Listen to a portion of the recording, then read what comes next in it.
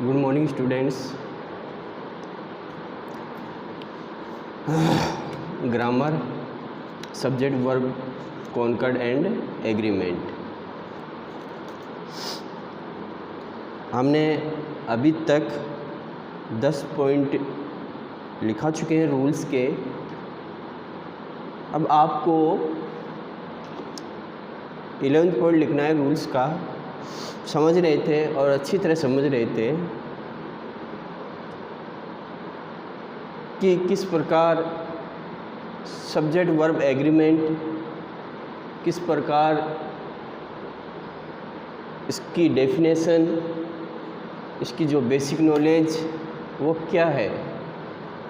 तो हमने रूल्स भी बताए हैं और अब जो बचे हुए रूल्स हैं हम उसको कंटिन्यू रखते हैं।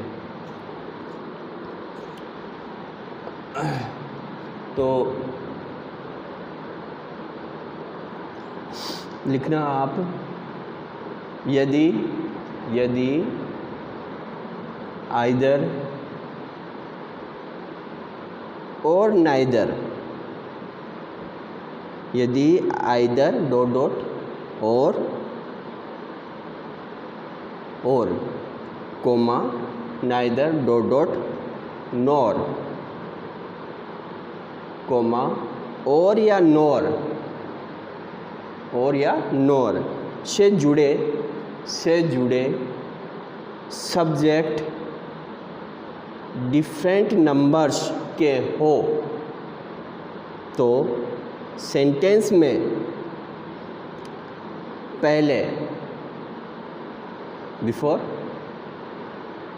पहले सिंगुलर नंबर वाला सब्जेक्ट रखा जाएगा और हिंदी का और, फिर और इंग्लिश का और या नॉर नॉर के बाद आफ्टर प्लूरल नंबर वाला सब्जेक्ट रखा जाएगा और इसका वर्ब प्लूरल नंबर में रहेगा।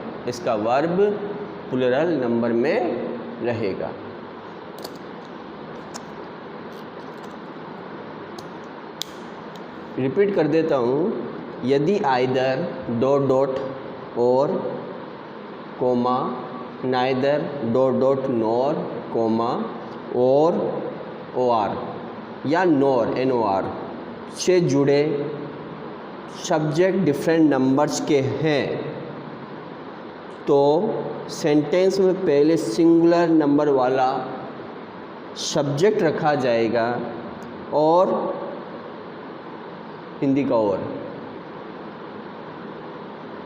और अंग्रेजी का और या नॉर के बाद आफ्टर प्लूरल नंबर वाला सब्जेक्ट रखा जाएगा और इसका वर्ब प्लूरल नंबर में रहेगा। फॉर एग्जाम्पल, आप समझ गए होंगे मैंने यहाँ क्या लिखाया कि आइदर और नाइदर नॉर या फिर और नॉर डिफरेंट सब्जेक्ट से जुड़े हो तो सबसे पहले हमें सिंगुलर नंबर वाला सब्जेक्ट रखना है।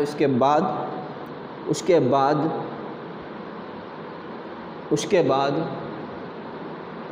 और नॉर, उसके बाद फिर प्लूरल नंबर वाला सब्जेक्ट रखना है।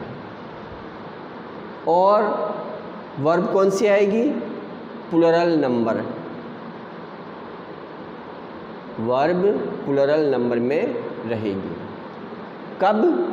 जब आइदर और नाइदर नॉर और नॉर इनके पास डिफरेंट सब्जेक्ट आपको देखने के लिए मिले, इनके साथ डिफरेंट सब जुड़ रहे हो तो सबसे पहले हमें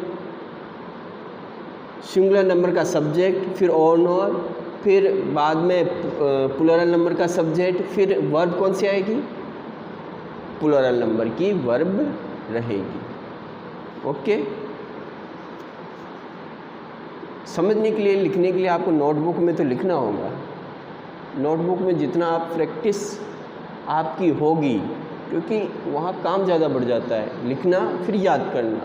तो उसके बाद फिर आप तीसरी चौथी बार जब याद करोगे तो आपको आसानी से समझोगे। एग्जाम्पल है, ही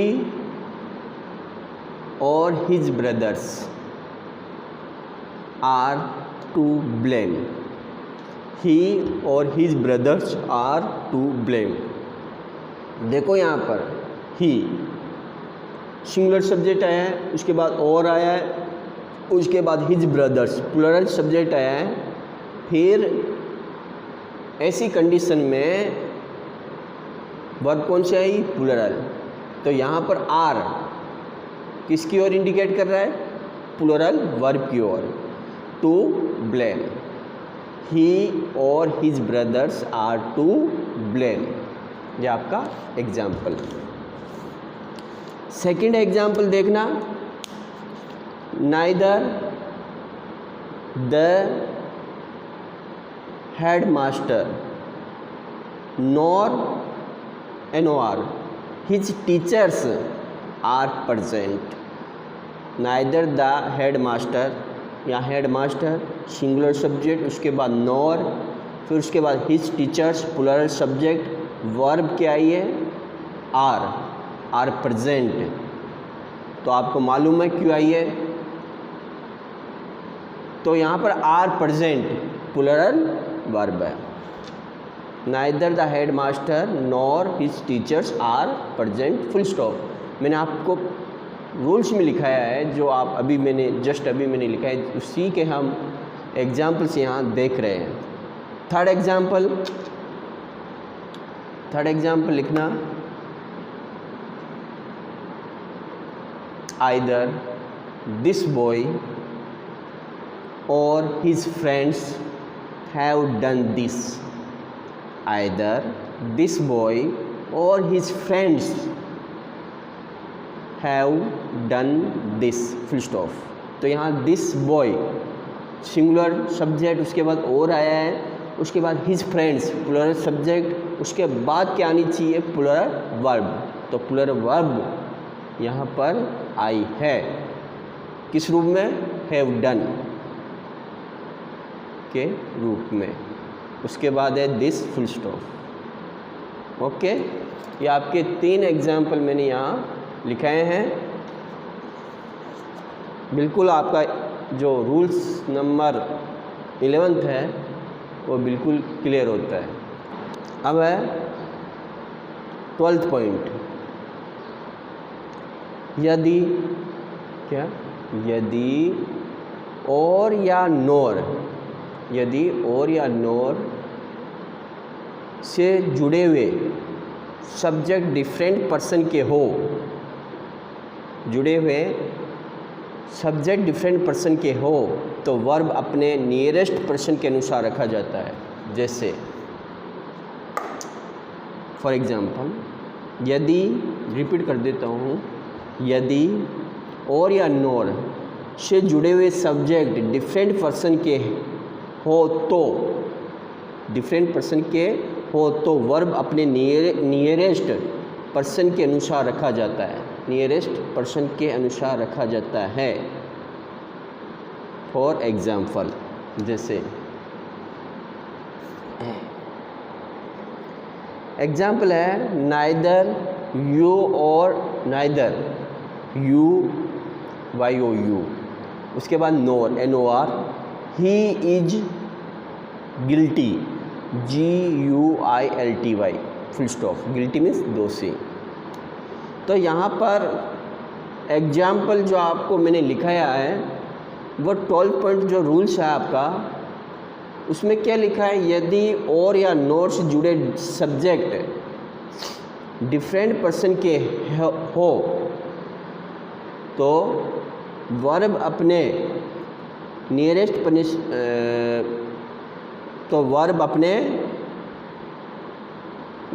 नियरेस्ट पर्सन के अनुसार रखा जाता है। फॉर एग्जाम्पल,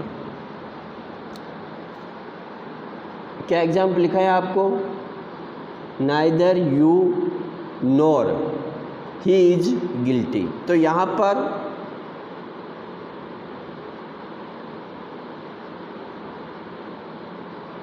पर जो एग्जाम्पल है उसमें बिल्कुल सब्जेक्ट को देखना, फिर उसके बाद वर्ब को देखना। तो आपका जो ये रूल्स 12th है वो बिल्कुल आपके डाउट जो हैं वो क्लियर करेंगे।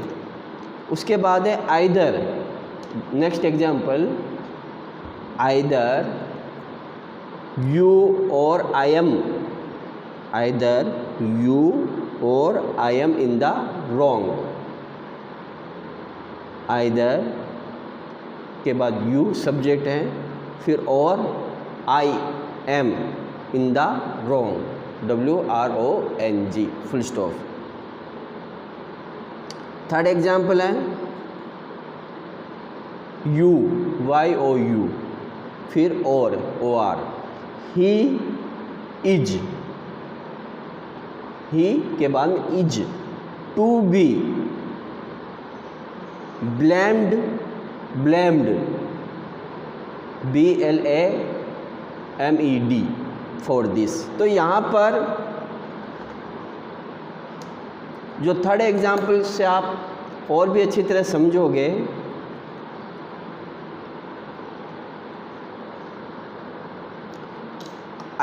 यू और ही के बाद में इज है। अब यहाँ इज सब्जेक्ट तो दो हैं, लेकिन यहाँ पर इज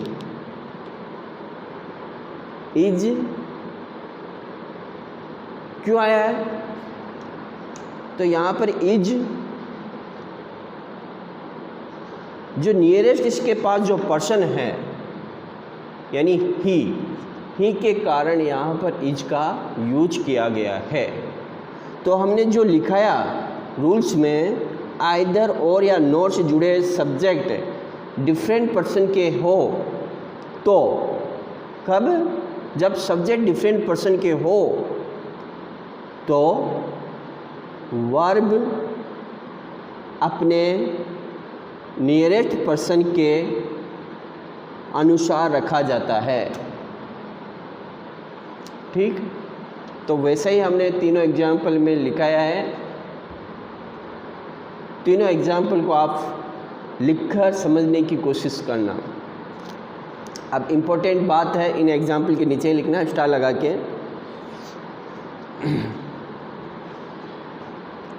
यदि फर्स्ट पॉइंट है इसका, इम्पोर्टेंट बात का, यदि तीनों पर्सन्स के प्रोनाउंस एंड से जुड़कर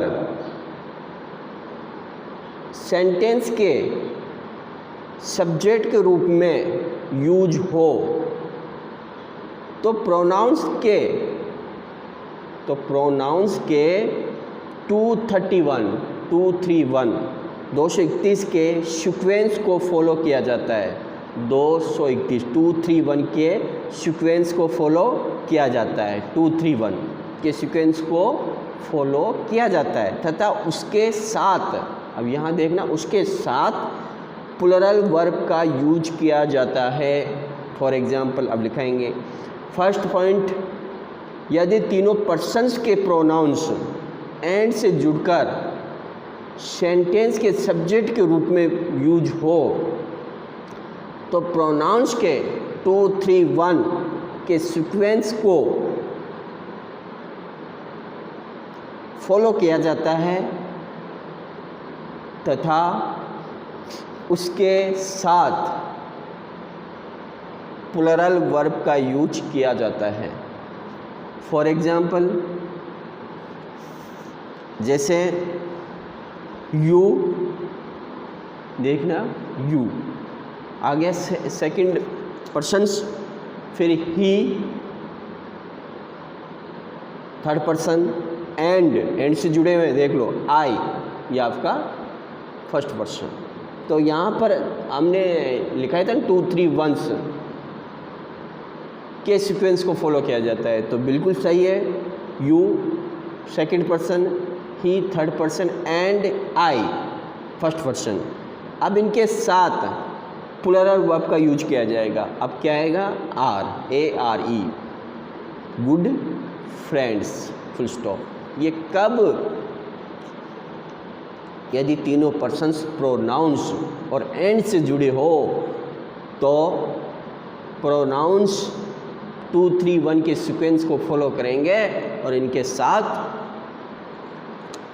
साथ प्लूरल वर्ब का यूज किया जाएगा। Example, you, he and I are good friends, full stop. Second important बात, यदि दो पर्सन्स, अब यहाँ दो पर्सन्स की बात हो रही है, यदि दो पर्सन्स के प्रोनाउंस एंड से जुड़कर सेंटेंस के सब्जेक्ट के रूप में प्रयुक्त हो, यूज हो, तथा प्रोनाउंस के 2, 3, 2, 1, 3, 1 के सीक्वेंस को फॉलो किया जाता है तथा उसके साथ प्लूरल वर्ब का यूज किया जाता है। फॉर एग्जाम्पल से समझ लेंगे, दोबारा रिपीट कर देता हूँ। यदि दो पर्सन्स के प्रोनाउंस एंड से जुड़कर, या दो पर्सन्स के प्रोनाउंस एंड से जुड़कर सेंटेंस के सब्जेक्ट के रूप में यूज हो तो प्रोनाउंस के 2, 3, 2, 1, 3, 1 के सीक्वेंस को फॉलो किया जाता है तथा उसके साथ प्लूरल वर्ब का यूज किया जाता है। फॉर एग्जाम्पल, फर्स्ट एग्जाम्पल देखना, यू। अब यहाँ पर यू सेकंड पर्सन है, एंड से जुड़ा हुआ है, ही थर्ड पर्सन। वर्ब कौन सी आ रही है? Are good friends, full stop. तो यहाँ पर 2, 3 सीक्वेंस को फॉलो कर रहा है pronounce. You and he are good friends, full stop. तो यहाँ हमने जो सेकंड इम्पोर्टेंट बात लिखाई उसको वेरीफाई कर रहा है। अब second example, you and I. अब देख लो, I second plus first person, you and I are playing. Are playing means plural verb. Chess, full stop. Chess means शतरंज। You and I are playing chess, full stop। Third example है, he and I were, WERE, reading a novel, full stop। Novel means उपन्यास। तो यहाँ देख लो, ही third person है, and के बाद जो आई है वो फर्स्ट पर्सन है, उसके बाद प्लूरल वर्ब आ रहा है वेयर, फिर है रीडिंग ए नोवेल, फुल स्टॉप। तीनों के तीनों एग्जाम्पल के बाद हमें तो एक ही जो मोटी बात समझ में आ रही है, हमें ऐसे जो हमने 12th और 11th जो रूल्स लिखाए हैं उनमें वर्ब को, जो वर्ब आएगी वो कौन सी वर्ब आएगी? प्लूरल वर्ब आएगी। उसके बाद इम्पोर्टेंट जो बात लिखाई उससे भी हम बिल्कुल, हमारे जो मन के जो डाउट थे वो भी क्लियर हो गए कि इनमें भी कौन सी वर्ब आएगी? प्लूरल वर्ब आएगी। वो कब आती है वो आपको मैंने बता दिया, लेकिन आएगी कौन सी वर्ब? प्लूरल वर्ब्स आएगी।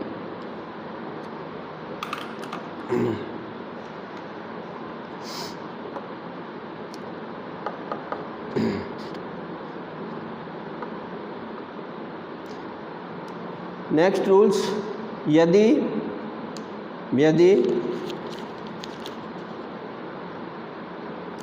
डिफरेंट नंबर एंड पर्सन के, यदि डिफरेंट नंबर एंड पर्सन के सब्जेक्ट बट BUT बट और not only dot but also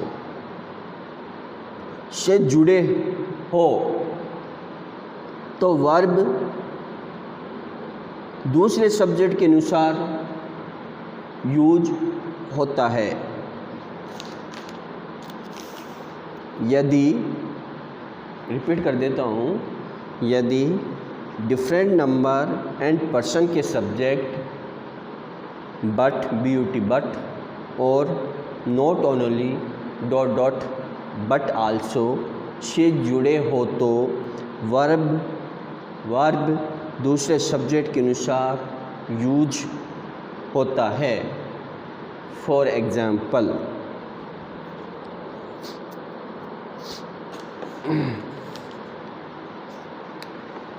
not only Mohan but also, not only Mohan but also his friends are guilty. His friends are guilty. GUILTY, guilty. Not only Mohan but also his friends are guilty. Full stop. तो यहाँ पर जो हमने पढ़ा ना, next rule, यदि different number and person के subject but और not only but also say जुड़े हो तो वर्ब दूसरे सब्जेक्ट के अनुसार यूज होता है। जैसे दूसरा सब्जेक्ट मतलब जो सेकंड जो सब्जेक्ट है बट आल्सो के बाद, एग्जाम्पल लिखाया उसमें नॉट ओनली मोहन के बाद बट आल्सो हिज फ्रेंड्स, तो हिज फ्रेंड्स के अनुसार ही यहाँ पर वर्ब रखी गई है। और जो हमारा रूल्स क्या बोलता है कि नॉट ओनली बट आल्सो जो जुड़े हो तो वर्ब दूसरे सब्जेक्ट के अनुसार यूज होती है। तो हमने अकॉर्डिंग रूल्स के अनुसार ही यहाँ पर वर्ब प्लूरल रखी है।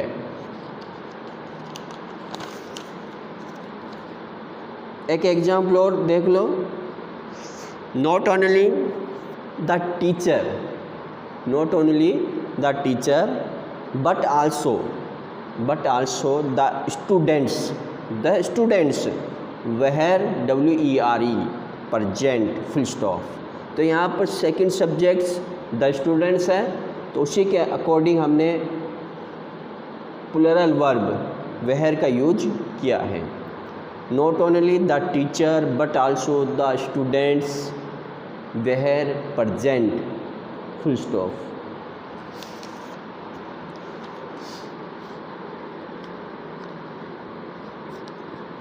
नेक्स्ट रूल्स है,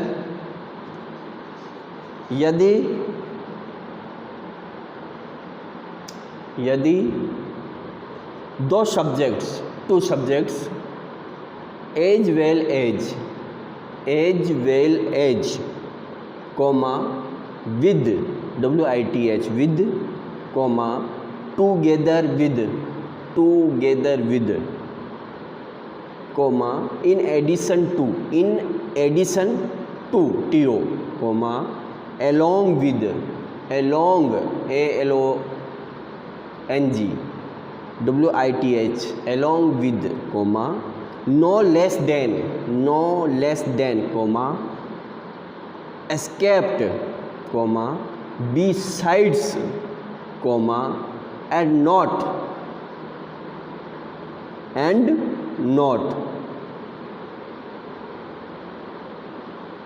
ETC एक्स्ट्रा से जुड़े हुए हो तो वर्ब पहले आने वाले सब्जेक्ट के अनुसार यूज होता है या होती है। अब एग्जाम्पल फॉर एग्जाम्पल भी डाल देना। दोबारा बोल देता हूँ, रिपीट कर देता हूँ। ये जो जितने भी वर्ड्स मैंने बताए हैं ना, मैं थोड़ा ध्यान से लिखना है। ये वर्ड आते हैं तो इसी के अकॉर्डिंग हमें वर्ब का यूज करना है, समझना है। फिर हमें सब्जेक्ट वर्ब कॉन्कर्ड या एग्रीमेंट वाले सेंटेंस को सोल्व करना है। यदि दो सब्जेक्ट्स, टू सब्जेक्ट्स, अब वो कौन कौन से हैं देखो, वो सब्जेक्ट किन किन से जुड़े हो सकते हैं और होने पर वर्ब किस तरह यूज होगी। यदि two subjects as well as, first है एज वेल एज, सेकंड है विद, थर्ड है टुगेदर विद, फोर्थ है इन एडिशन टू, फिफ्थ है अलोंग विद, अगला है नो लेस देन, फिर अगला है एक्सेप्ट EXCEPT, फिर अगला है बिसाइड्स, अगला है एंड नॉट ETC, मतलब एक्स्ट्रा से जुड़े हुए हो तो वर्ब पहले आने वाले सब्जेक्ट के अनुसार यूज होती है, होगी। एग्जाम्पल लिखो, फॉर एग्जाम्पल फर्स्ट है I with my friends am ready to go, I with my friends am ready to go, full stop. I with my friends am ready to go, तो यहाँ पर with शब्द आ गया use, और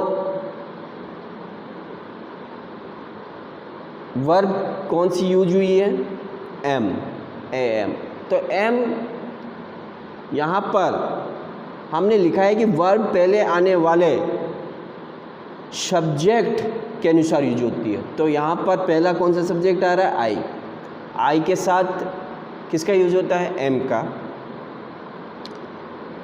और दूसरी जो है हमें जो हिंट मिलती है विद भी यहाँ जो वर्ड आ रहा है, तभी हम वर्ब के पहले आने वाले सब्जेक्ट के अनुसार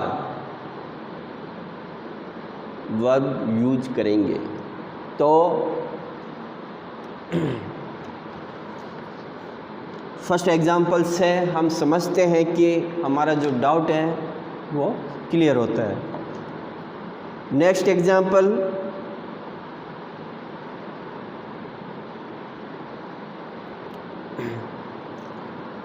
Mohan and not, Mohan comma and not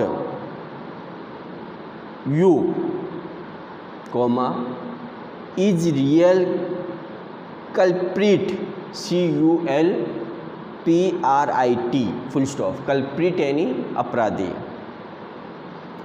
तो यहाँ पर देखो मोहन भी आ रहा है, उसके साथ एंड नोट का यूज किया गया है। You is real culprit full stop, तो यहाँ पर वर्ब मोहन के अनुसार आ रही है, वर्ब के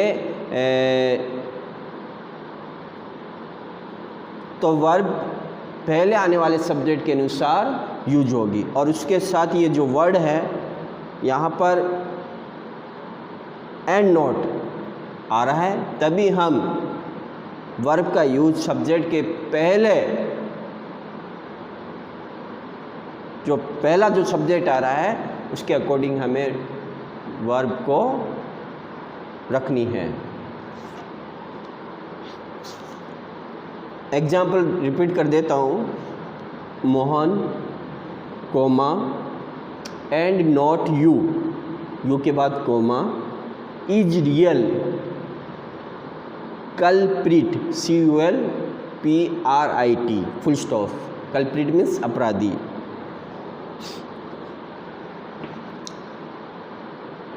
एग्जाम्पल और लिखना, Chikku CHIKU Chikku as well as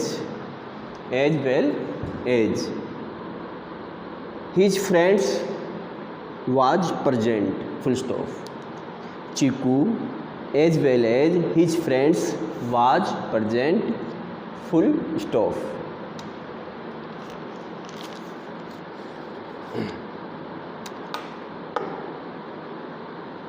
एक एग्जाम्पल और लिखना, honesty, honesty, comma, in addition to, to, labor, labor is the key to success, is the key to success, is the key to success. Honesty, comma, in addition to, labor is the key to success, full stop. तो यहाँ पर verb is I है, और जो हमने इतने सारे word लिखा है रूल्स में, उनमें इन एडिशन टू यूज हो रहा है। तो यहाँ पर जो ये वर्ड आया है इन एडिशन टू, यह हमें वर्ब को यूज करने का एक तरीका बता रहा है कि ऐसे वर्ड आने पर, ऐसे हिंट मिलने पर हमें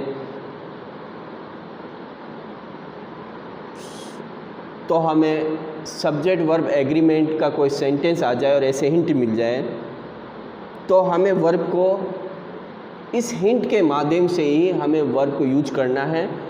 तो ऐसे हिंट मिल गए तो हमें यहाँ वर्ब, तो जो पहला जो सब्जेक्ट आ रहा है होनेस्टी, उसके अकॉर्डिंग वर्ब को यहाँ पर रखा है।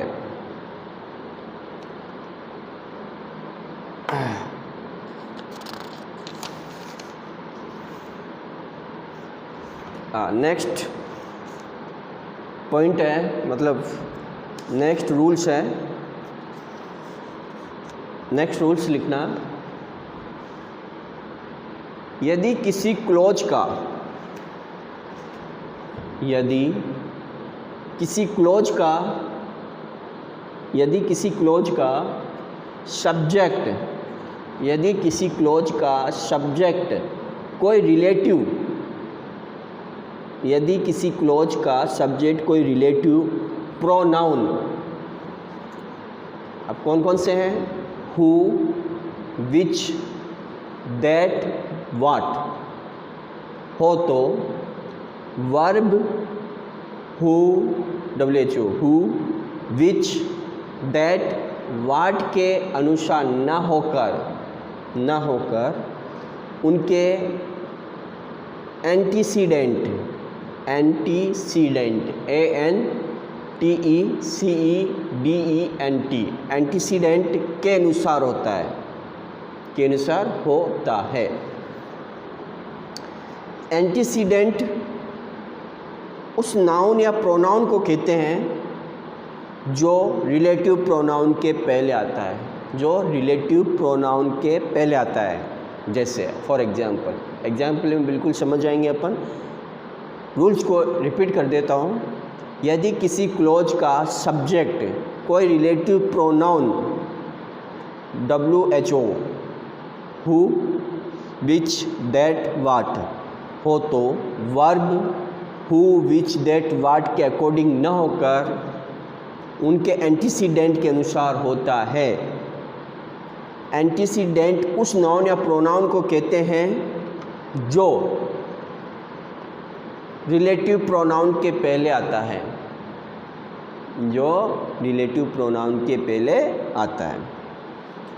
तो यहाँ पर एंटीसीडेंट का मतलब भी समझ गए, और जो रूल्स है लिखाया है, जो रिलेटिव प्रोनाउन आते हैं हु, विच, दैट, वाट, तो किस प्रकार इनके आने पर हमें वर्ब को रखने के लिए हमें कहाँ तक जाना है, किस विचार तक जाना है, मतलब रखें तो वर्ब कैसे रखें, सिंगुलर में या प्लूरल में, और कौन सी हिंट हमें यहाँ मिलती है तब हम उस वर्ब को आसानी से सिंगुलर प्लूरल में रख सकते हैं।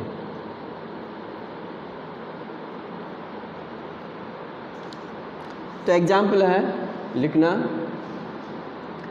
द मैन, MAN, तो यहाँ पर मैन जो है एंटीसीडेंट है, समझ गए। यहाँ मैन जो है एंटीसीडेंट है।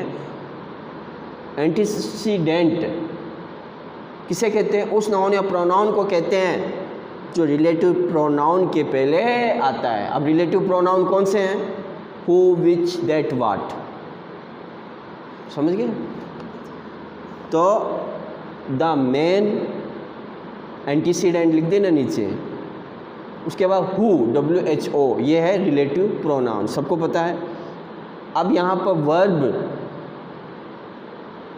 किसके अनुसार आएगी? मैन के अनुसार। तो यहाँ पर मैन सिंगुलर है, तो is walking on the road is my friend, full stop. समझ गए आप? The man who is walking on the road is my friend, full stop. तो यहाँ पर द के बाद जो मैन है वो एंटीसीडेंट है, WHO हु है जो रिलेटिव प्रोनाउन है। तो इन दोनों को ध्यान में रखते हुए हमें सिंगुलर वर्ब इसका यूज यहाँ पर किया गया है। इसके बाद walking on the road is my friend, full stop. एक एग्जाम्पल और लिख लो, द मैन। अब यहाँ मैन MEN, हु WHO, उसके बाद आर का यूज होना ही था क्योंकि वहाँ सब्जेक्ट है जो एंटीसीडेंट है, प्लूरल फॉर्म में है तो वर्ब भी प्लूरल में आएगी। Are walking on the road are my friends, are my friends, full stop. ठीक है, तो दोबारा एक बार एग्जाम्पल रिपीट कर देता हूँ। The man who are walking on the road are my friends, full stop. तो इन दोनों एग्जाम्पल को समझने के लिए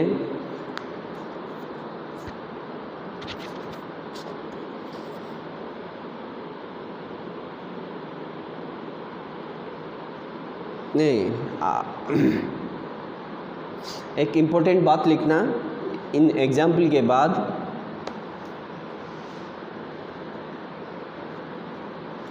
लिखो, जब लिखना, जब रिलेटिव प्रोनाउन के पहले, जब रिलेटिव प्रोनाउन के पहले, रिलेटिव प्रोनाउन के पहले one of plus plural noun या प्लूरल प्रोनाउन यूज हो तो ऑफ के बाद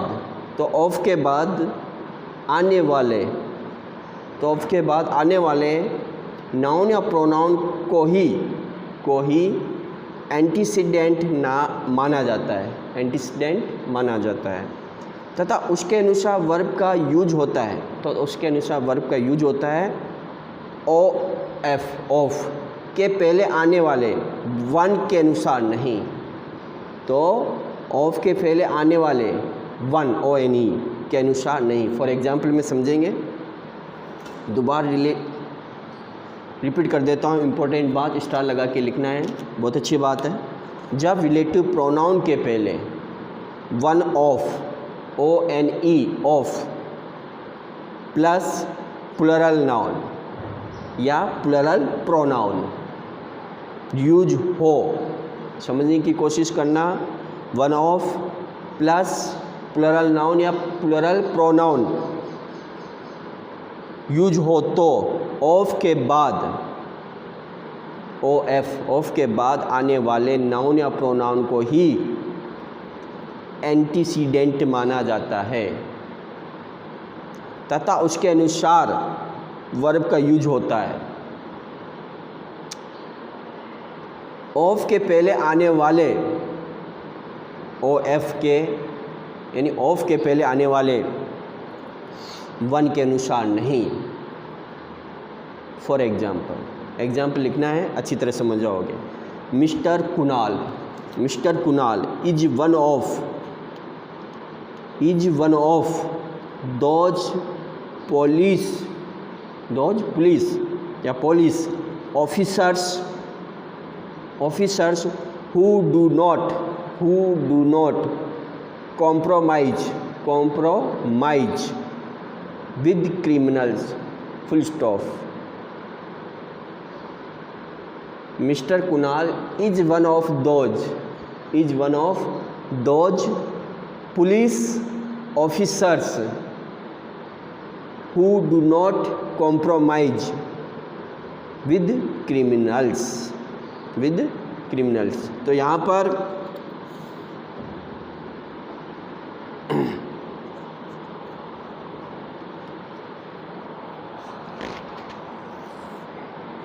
तो रिलेटिव प्रोनाउन के पहले यहाँ पर वन ऑफ आ रहा है, उसके बाद प्लूरल नाउन या प्लूरल प्रोनाउन यूज हो रहा है। तो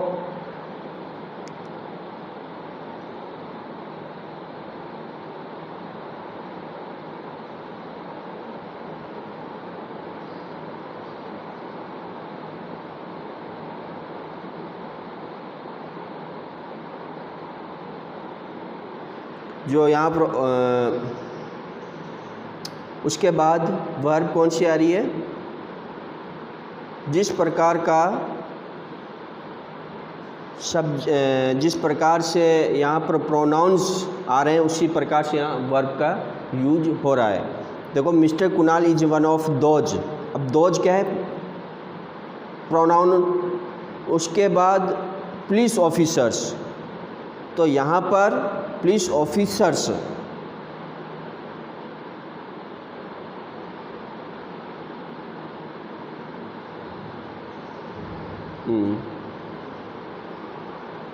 आपके जो नाउन प्रोनाउन हैं यानी दोज, उसके बाद जो पुलिस ऑफिसर्स हैं, ऑफिसर का यूज किया गया है। तो जो रिलेटिव प्रोनाउन के पहले हमने जो रूल्स लिखाया उसको आप अच्छी तरह समझने की कोशिश करना। जब रिलेटिव प्रोनाउन के पहले one of plus plural noun या प्लूरल प्रोनाउन यूज हो तो ऑफ के बाद आने वाले, तो यहाँ पर ऑफ के बाद क्या आ रहे हैं, दोज पुलिस, दोज, ऑफ के बाद आने वाले नाउन प्रोनाउन को ही यानी दोज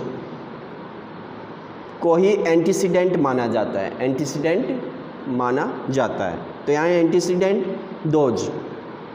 तब उसके बाद अनुसारी वर्ब का यूज किया जा रहा है, तो उसी के अनुसार वर्ब का यूज किया जा रहा है। ऑफ के पहले आने वाले यानी मिस्टर कुणाल के अनुसार यहाँ पर वर्ब का यूज नहीं करना है हमें। यहाँ पर हमें इस रूल्स में यही बताया, इस इम्पोर्टेंट बात में यही बताया गया है कि हमें मिस्टर कुणाल के अनुसार वर्ब का यूज नहीं करना है। हमें वर्ब का यूज किस प्रकार करना है, वन ऑफ के बाद जो एंटीसीडेंट आ रहा है, जो नाउन प्रोनाउन आ रहा है, उसी के अकॉर्डिंग हमें वर्ब का यूज करना है। समझ गए होंगे कि मिस्टर कुणाल के अनुसार हमें वर्ब का यूज नहीं करना है, हमें नाउन वन ऑफ के बाद जो नाउन प्रोनाउन यानी एंटीसीडेंट आ रहा है उसके अनुसार ही हमें वर्ब का यूज करना है।